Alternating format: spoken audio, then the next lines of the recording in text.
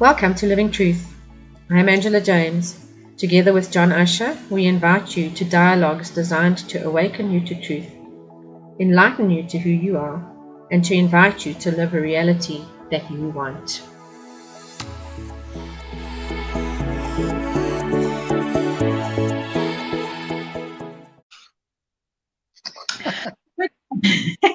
Good morning, everybody, from quite sunny winter's morning in Johannesburg, South Africa. Hi, John. Good to see you again. It's been kind of feels like it's been 10 days, a wedding in between. I know you've been working. No, you've been working running two programs, one last week and then one this week. So it feels like we haven't been connecting for yonks, but it's not really the truth.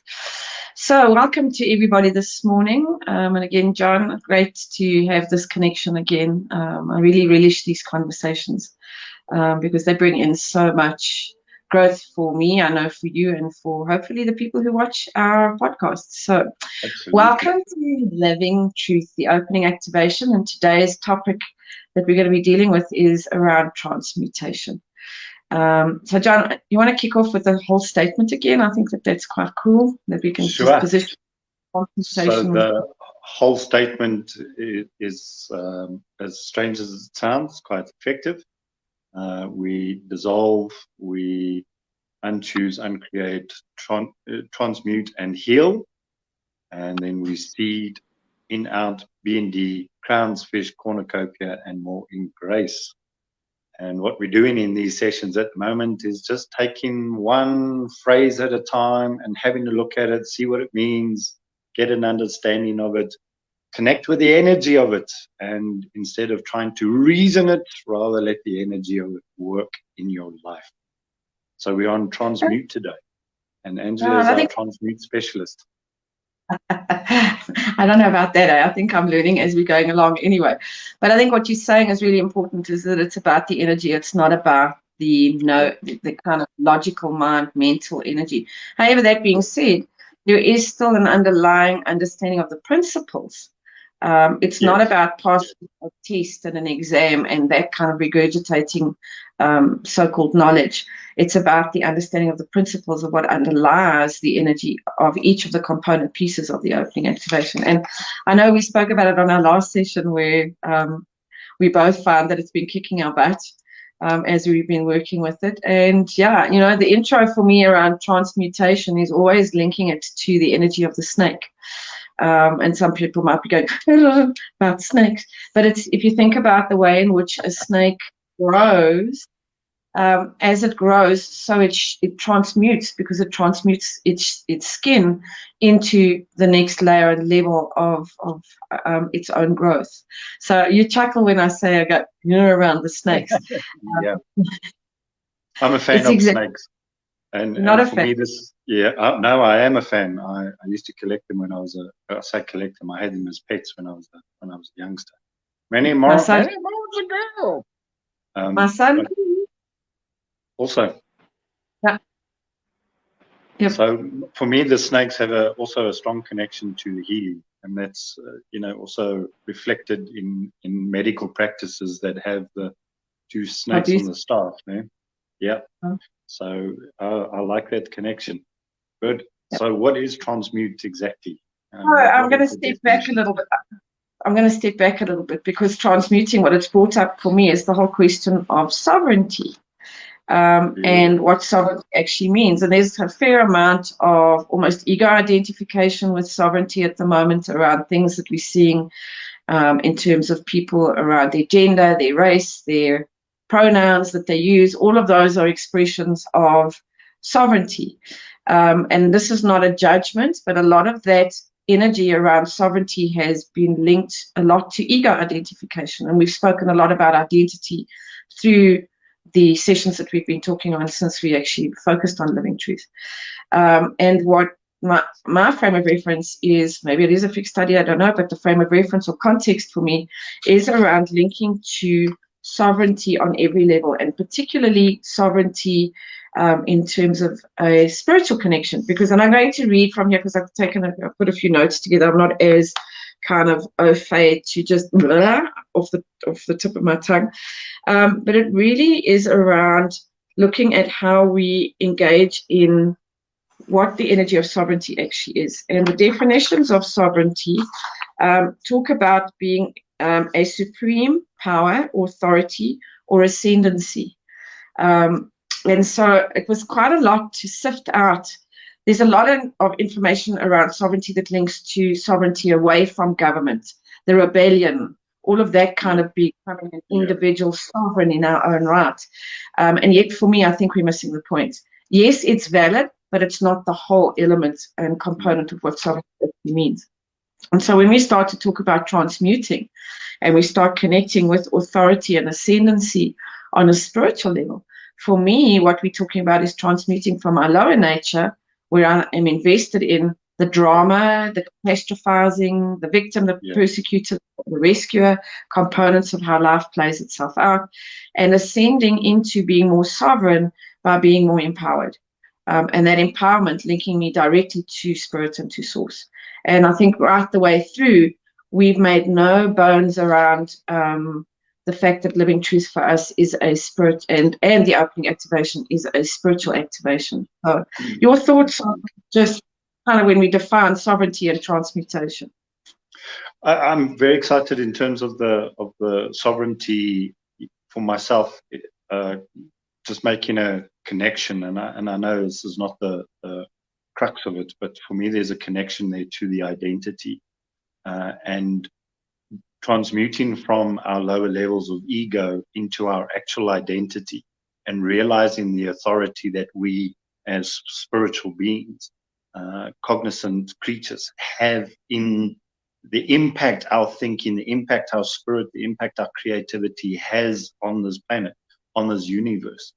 And instead of allowing the lower nature to keep us stuck in I don't know, loss, lack of self-worth, scarcity, that we rise to that higher level and just recognize exactly the strength, authority, power, this supernatural capability, as it were, of who we are in the bigger picture.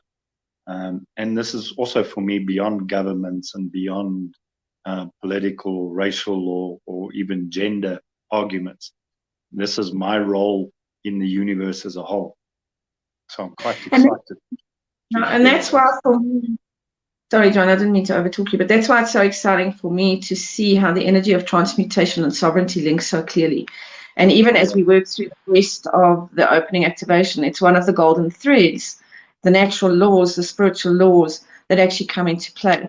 And when I did a little bit more, dug a little bit deeper into sovereignty, and I'm nowhere near anywhere clear where I'd like to be with it, but it's just really the way that it's opened, that it is embedding itself within the opening activation. So it's being sovereign, so not sovereignty, being sovereign, the difference with that is possessing supreme ultimate power and exercising control over one's own affairs. And again, you know, you can interpret that from an ego point of view, where it really comes a lot more in terms of the kind of wanting to dismantle, rebel, all of that kind of stuff, which in itself, in its own energy, I have no fixed point of view on that, because very often through history, it's been that rebellion that has caused and brought about change. But again, I'll be to repeat over and over and over again, getting the same kind of results and just keeping on rebelling against the same kind of impact? Or are we going to really transmute into that higher order being, higher order doing, which is so much a part of the expression of our identity, or our identity expresses our beingness and our doingness. So when I start to connect with transmuting from my lower nature into my higher nature, and believe me, life is presenting ample opportunities at the moment to go through, and going back to the first part of the opening activation, the dissolving, the healing, and now into the transmuting. Life is presenting many opportunities at the moment to actually experience these energies on a first basis, and I think for you as well. But for me, it really comes down to, if I'm going to claim my sovereignty as a being of light and as a soul, then it is around how do I align with and connect with possessing that supreme ultimate power that comes from the God of my understanding. And what is it that I need to then transmute that prevents me or creates the roadblocks to me living their truth. So that's for me how this comes out. So yeah, for me it is. I can see in the transmute that there is a recognition of the fact that I've shirked my own responsibilities in where I am in the world, what is happening to me right now, and instead of just going with that, allowing the power and the authority of my life to go into the hands of others, whether it be circumstances or people, that I acknowledge I've shirked that responsibility, and I decide, I'm making the decision, I'm taking the responsibility back, and I'm going to stand in the authority of who I am.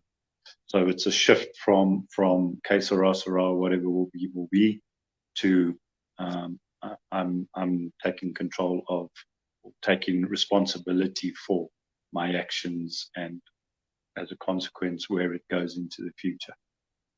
That's exciting. And that's stuff. I like it. That opens up the energy of co-creating and co-creating with source. In that we're not passive recipients, and you're going, you raise the que sera, sera, whatever will be. That means we become a passive, not even a contributor, a passive recipient of what life dishes out to us, where we're absolving ourselves of any form of responsibility. And that's not what the spiritual path and journey is. So also I went and had a look at the word of went and had a look at the meaning of transmute or transmutation. And the meaning is to change, to transform, to convert one thing to another, from one state or form to another, to change in form, to our character or composition. Beautiful words now. To alchemize, metamorphose, transform, change. And so what the transmutation does in the opening activation is it brings in spiritual alchemy, and that got me really, as you know, that's like my sweet spot, and that got me really, really, really excited. And so what transmuting also means for me is that movement upward through the spiral, and each time we're moving into another layer or accessing more and more consciousness, there is old stuff we need to transmute. So that was really exciting. And if I think about you and, the helix and the work that you've been doing in that space, embedded in the helix, any form of spiral growth is the principle of transmutation. Love it. That's very exciting. Like it. So that initial shift from the external locus of control, the passivity, into I am completely sovereign in terms of my choices and their consequences, because that's what sovereignty also implies, is that I cannot claim individual sovereignty if I'm not aware of my choices and the consequences and the impact that they have on others. Yeah. And I think that's also quite a sobering thing for many people, is to realize that they have, whether they are passive or active, they actually have an active role in their circumstance, in what happens to them. And I think for most people, that whole thing of que sera, sera is they have surrendered, and not consciously. So whether you consciously do it or not, you're involved. But they've surrendered that conscious awareness and saying, okay, well, this is my role, my responsibility. This is how I've been an influence in my own circumstances. And it's a sobering thing to wake up to that and say, oh, well, if there's going to be any change, in this process, it's up to me. We need to put up our hand and say, I'm willing to do the work. I'm willing to take on the responsibility, do the actions in order to go from where I am to where I want to be. It's not just going to be a magic wand, slap us through the face and boom, the change has happened. I am going to have to take responsibility. I am going to have to do this. And I think what you're saying for me really also links forward into what's next, and that's the seeding element of the opening activation, because we can do all the transmuting work on earth. I mean, we can do forever and even ever, but if we're not seeding what that new identity, new connection to being, doing, connection to purpose and meaning is, if we're not seeding that as the future state, and I'm not saying living in the future, I'm talking about going back again to the visionment of who we see ourselves being, if we're not doing that, then we're leaving ourselves in the space of just being stuck, because we just keep repeating the same pattern over and over and over and over again. And so for me, what's quite important about transmuting, there's the two elements to it. It's almost like the bridge between dissolving and healing, and bridging into what's coming, which is the seeding. And that's the element of moving into that higher state of who we are, in our more enlightened state, enlightened consciousness, as not on a consciousness level, belief level, and also on an identity level. And that's for me where transmutation also comes in. It's about that shape. Transmutation implies shape shifting, and it is shifting.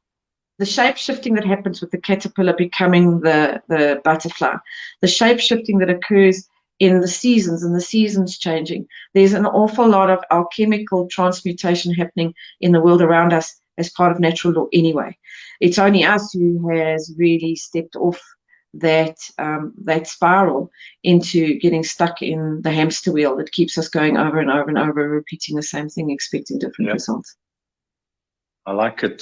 So the transmutation is that space between recognizing the brokenness and starting to heal from it. So I talk about the identity of scarcity. So it's dissolving the identity of scarcity, healing from it, and then the transformation into the identity of abundance that comes in the next statement with the seeding. This is very exciting. I like this. This was a very powerful conversation this morning. I earned my okay. I earned my. You have earned your keep today. That was very nice. In as much as we've kind of been a bit disconnected through the week, it's also, again, and I think that's evidence of allowing the energies to work. And I think one of the underlying elements of this, in terms of the character of the person who embarks on the hero-heroine's journey, the spiritual hero-heroine's journey. And this is not gender specific. Please don't kind of ram it down my throat that I'm being gender ishing. It's around the archetypical energy of what it means to be a hero or heroine, is the fact that it requires a tremendous amount of courage. And even, I think that for me, what I'm realizing too is at some of the points in my life that have been the lowest, or what I think is the lowest, in fact, what's actually happening there is exact transmutation, is where the energy of courage comes into play to continue moving along, moving through the journey. And, for me, it gives it a really good reframe around, instead of seeing it as a rock bottom, it's not a rock bottom, it's the actual transmutation energy of what's actually happening at that precise moment. And so that's a really great reframe for me today, as we're sitting in this energy today. Really interesting for me. Love it. Awesome. So, and it's not, when we talk about courage and things like that, it's not to put people off, because you have that residual energy residing within you. You've just got to tap into it and ask it to step forward and be a part of who you really are. It is part of your truth. All of us are courageous when we want to be. And this transmutation is an inherent part of change. So we all say we want the change, we want the growth, but that has within it the latent of you going from one form or shape into another form or shape, and there is that messy in between. So I think the whole transmutation is a very important element. Lovely. As part of, as you know, I'm putting together the book Solo, and the middle part of the book of Solo is all about the messy. It's all about the transmutation. And we can't get to the other side you can't move from being disempowered and disenfranchised, because we do that to ourselves, let alone whatever draconian mechanisms we have that are external to us. We can't get from that particular space into a space of being sovereign and being empowered without going through that bridging piece, which is the messy. It's not possible. Not possible. Not possible at all. I mean, you only have to look at things like the mulchy leaves as autumn turns into winter, and all that messy, mulchy decay that goes on within nature in order for spring to be birthed again. It's not possible. We're going against natural law, expecting to move from one state to the other without going through that messy. Yep. Absolutely. even going from A to B, there's a space in between, you know. You like it, don't like it, there is a space in between. And so like the energies, powerful one. And things like quantum physics and all of that stuff all comes into that space in between, because that's really, when we step into transmutation, what I'm starting to really understand, when we truly embrace transmutation, we're embracing the energy of co-creation. Yeah. We cannot co-create unless we're transmuting. I don't believe that. I really don't. I don't know why I'm even saying that. That's basically what's come through this morning, is going, okay, can't do that. Just can't do it. So, yep. So thank you very much for sharing that. I think that's about the wrap for me. Well, yeah, maybe there's one or two other things. I just want to check my notes quickly, because this is really new stuff. So what I've got here is the energy of transmutation goes beyond me, that of transformation within a current reality and experience. I can engage in the energy of transformation to make a change in form, nature, and appearance. Does that truly mean that I have shed my old identity? That was the question. The word transform in our earthly energy has taken on the connotation of more, of affecting or exerting an influence on or causing a profound effect. Again, does this mean that I have undergone a spiritual transformation and transmutation into higher energies of being and doing? And these are just questions I'm putting out into the universe right now, because I don't know that I know the answers. And it's not it's not as if the words and their energies are interpreted from a 3D level of consciousness. So what that simply really says is, how are we interpreting the wording that we're using? Are we in our lower nature, in the catastrophizing ego drama, or are we moving and shifting? And even if we are, that's okay. I want to say that to anybody who's listening to this. That's okay, because the very recognition that you are in that space is the door that opens up the shift into transmuting into a higher level of consciousness. So this is not a judgment. John and I don't live in La La Land, sitting in 5D, sitting in empowerment. We don't stay there. We are as human as anybody else is. And we still go through, in fact, probably even more so, go through those realizations of the fact that we're sitting in 3D. This is where the self-awareness comes in. There's a shift happening. I need to allow the shift energetically to move me back into that state that you were talking about, where if I am truly to be sovereign, then I have to take personal responsibility for every single choice and the consequence of that choice, because that's truly what sovereignty means.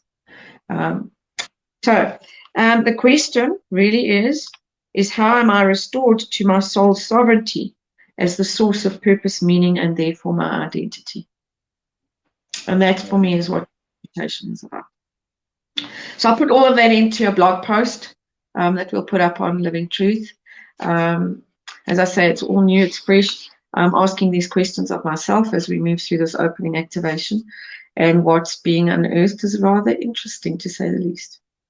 So, anything more from you today? Yeah, that's all good. Very powerful. Yep. Okay, so the questions that we are posing at the end of this podcast will be in the show notes.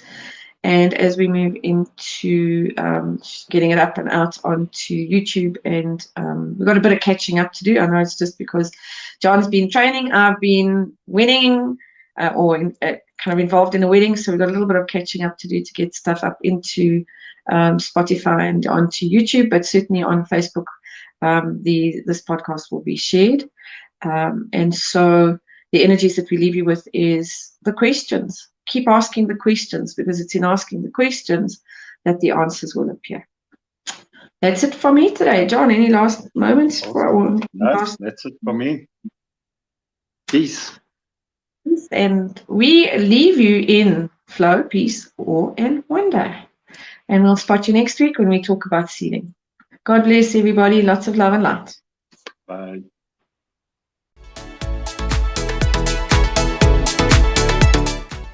Thank you for tuning into Living Truth.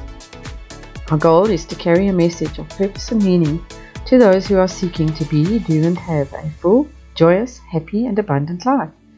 If you know of any dreamers, truth seekers, light workers, and wisdom keepers who would benefit from our content, please feel free to share our material with them. We would appreciate your time in leaving us a 5-star review on this channel.